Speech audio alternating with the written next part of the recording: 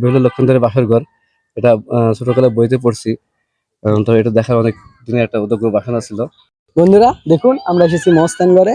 পরিবেশটা কেমন লাগতেছে আপনার? আছে আলহামদুলিল্লাহ, আমার কাছে মোটামুটি ভালো লাগতেছে। আমি আসতে পারে অনেক হ্যাপি। হ্যালো বন্ধুরা, দেখতে পাচ্ছেন আমরা এখন আছি বেহুলার বাসর ঘরে।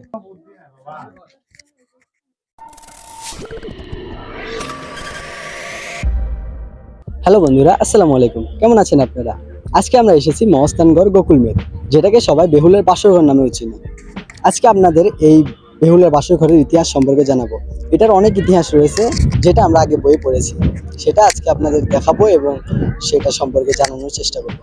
এখন আপনাদের দেখাবো কিভাবে আপনারা এখানে সহজে আসতে পারবেন। বেহুলা লক্ষিন্দরের বাসর ঘর অর্থাৎ গোকুল মেদে যাওয়ার জন্য আপনাদের প্রথমে যেতে হবে মহস্থানগড়। মহস্থানগড় যাওয়ার জন্য বগুড়া শহর থেকে প্রথমে যেতে হবে মাটিডালি। অটোর একসাথে করে 10 টাকার বিনিময়ে অনেক সহজে পৌঁছে যেতে পারবেন মাটিডালি। মাটিডালি থেকে একটা সিএনজি নিয়ে অনেক সহজে আপনারা পৌঁছে যেতে পারবেন মহস্থানগড়। এখানে আপনাদের একটা বুদ্ধি শিখিয়ে দেই। মাটিডালি গিয়ে দেখবেন অনেক সিএনজি সিরিয়ালে দেওয়া আছে। সিরিয়ালের সিএনজিতে যদি আপনারা যান তাহলে আপনাদের থেকে ভাড়া নেবে 15 টাকা। আর যদি আপনারা উত্তর দিকে একটু হেঁটে যান তাহলেই দেখতে পাবেন অনেক ফাঁকা সিএনজি মহস্থানগড়ের দিকে যাচ্ছে। সেগুলো সিএনজির মধ্যে একটা সিএনজিতে উঠে যদি আপনারা মহস্থানগড়ে যান তাহলে আপনাদের ভাড়া লাগবে 10 টাকা। 10 টাকার বিনিময়ে সিএনজি আপনাকে মহস্থানগড় বাস স্টপে নেমে দেবে। সেখান থেকে আপনাদের যেতে হবে গুগল মেদ অর্থাৎ বেহুলা লক্ষিন্দরের বাসর ঘরে। সেখানে যাওয়ার জন্য আপনারা ভ্যানে করে যেতে পারেন। ভ্যানে করে গেলে আপনাদের জনপ্রতি 10 টাকা ভাড়া লাগবে।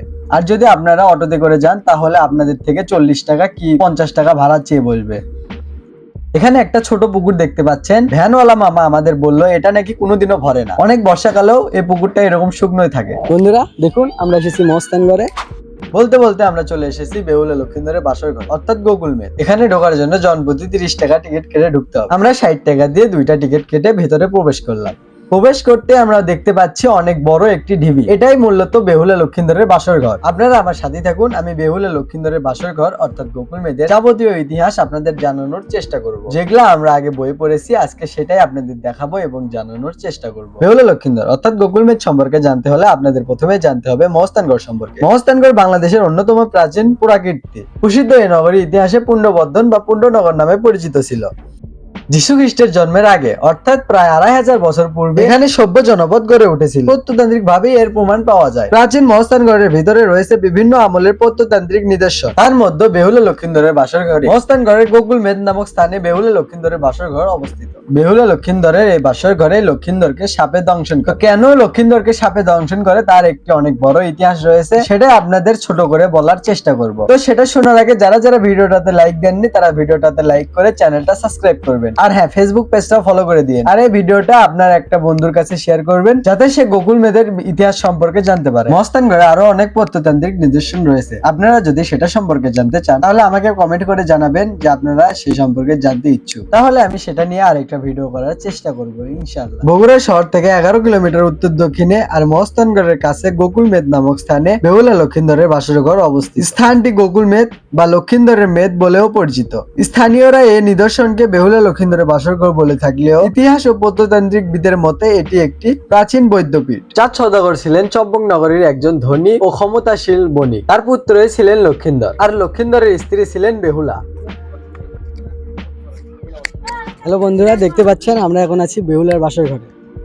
এটাকেই বলা হয় বেহুলার বাসর ঘর। এই বাসর ঘরে লক্ষিন্দরকে সাপে দংশন করে। এই বাসর ঘরটি অনেক সিকিউর ভাবে তৈরি করা হয়েছিল, কিন্তু এখন এইটুকুই অস্তিত্ব রয়েছে এই বাসর ঘরে। আমরা একটু এখানে ঘুরতে আসে দর্শনার্থীদের থেকে শুনতে চাই তাদের কাছে এই বেহুলা লক্ষিন্দরের বাসর ঘরটা কেমন লাগতেছে, এটার পরিবেশটা তার কাছে কেমন লাগতেছে।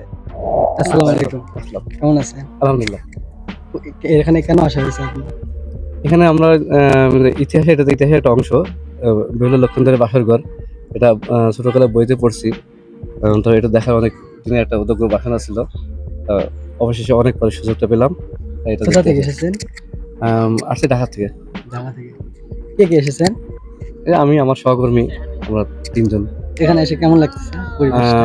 খুবই ভালো লাগছে, মানে আরো আগে আসা উচিত ছিল আর কি। Thank you. ওকে, ভালো থেকো। এই লোকের থেকে শুনে বুঝতে পারলাম এখানে অনেক দূর দূরান্ত থেকে মানুষেরা ঘুরতে আসে। বাংলাদেশের বিভিন্ন অঞ্চল থেকে মানুষ ঘুরতে আসে মহস্থানগড়ে। আমরা ছোটবেলা থেকে শুনে আসতেছি এবং ছবি নাটকে দেখে আসতেছি সওদাগর মনুষাকে পূজা করে না। সেই আগে মনুষা সাপ হয়ে লক্ষিন্দরের বাসর ঘরে ঢুকে লক্ষিন্দরকে দংশন করে। এটার সত্যতা কতটুকু সেই সম্পর্কে অনেক সন্দেহ রয়েছে। আজকে গোকুল মেদে মোটামুটি ভালোই ভিড় লক্ষ্য করা যায়। এখানে দেখুন বেহুলা লক্ষিন্দর তার বাসর ঘরে। সবাই দেখুন এটাই দেখতেছে। আমরা আরেকটা ভাইয়ের থেকে শুনে আসি আসি যে তার এখানে আসার কারণ কি। ভাইয়া কেমন আছেন? আছি আলহামদুলিল্লাহ, ভালো আছি। কোথা থেকে এসেছেন আপনি? আমার বাসা বগুড়াতেই, সারিয়াকান্দি উপজেলা। আমাদের গেস্ট আসছে সেই নোয়াখালী থেকে, তাদেরকে নিয়ে ঘুরতে আসছে আর কি। তো পরিবেশটা কেমন লাগতেছে? মোটামুটি পরিবেশ ভালো আর কি। এটা তো আমাদের একটা নিদর্শন, পুরাতন অনেক আগের, মানে পুণ্যনগর বলে আর কি। সেই হিসেবে এটা ইতিহাসের পাতায় লেখা আছে আর কি। এটা আর কি দেখতে আসছি, আমাদের গেস্ট নিয়ে আসছে। আচ্ছা, থ্যাংক ইউ। ধন্যবাদ। দেখতেই পেলেন এখানে কত দূর দূরান্ত থেকে মানুষ আসে। নোয়াখালী থেকে মানুষ এসেছে এই মহস্তানগড়ের গোকুল মেদে। মহস্তানগড়ের এই গোকুল মেদের সৌন্দর্যটা আরো দ্বিগুণ হয়ে যায় বর্ষাকালে, যখন ঘাসগুলো সব জীবিত হয় তখন এই গোকুল মেদের সৌন্দর্যটা আরো বেড়ে যায়। এই পুরো ঢিবি তখন সবুজ রঙে সেজে ওঠে, দেখতে অনেক সুন্দর লাগে। এখন শীতকালের কারণে ঘাসগুলো শুকিয়ে গেছে, বর্ষা শুরু হলে ঘাসগুলো আবার জীবিত হবে, তখন দেখতে আরো ভালো লাগবে। আমরা আরো একটি ভাইয়ের থেকে শুনি যে তার এখানে আসার কারণ কি এবং কে কে এসেছে। ওয়ালাইকুম আসসালাম, আছি ভালো আছে আলহামদুলিল্লাহ। তোমরা কোথা ভালো থেকে আছো? এসেছেন আপনি? আমরা আসছি বগুড়া শেরপুর থেকে। জি। এখানে কে কে এসেছেন? এখানে আমার ফ্যামিলি নিয়ে আসছি। পরিবেশটা কেমন লাগতেছে আপনার? আছে আলহামদুলিল্লাহ, আমার কাছে মোটামুটি ভালো লাগতেছে। আমি আসতে পারে অনেক হ্যাপি। এখানে কি আসার নিয়ত কি আগে থেকে ছিল? না, এখানে আসার প্রোগ্রাম ছিল আমার অনেক আগে থেকে। আসতে পেরে আমার অনেক ভালো লাগতেছে। সাবধানে ঘুরবেন। ঠিক আছে, ওকে, আল্লাহ হাফেজ। আজকের ভিডিও এ পর্যন্তই। যারা যারা এই গোকুল মেদে আসেননি তারা অবশ্যই একবার আসবেন। এটা একটি প্রত্নতান্ত্রিক নিদর্শন, সবাই দেখে যাবেন। দেখা হবে অন্য কোনো ভিডিওতে। ততক্ষণের জন্য ভালো থাকবেন এবং আপনাদের চারপাশে সবাইকে ভালো রাখবেন। আল্লাহ হাফেজ।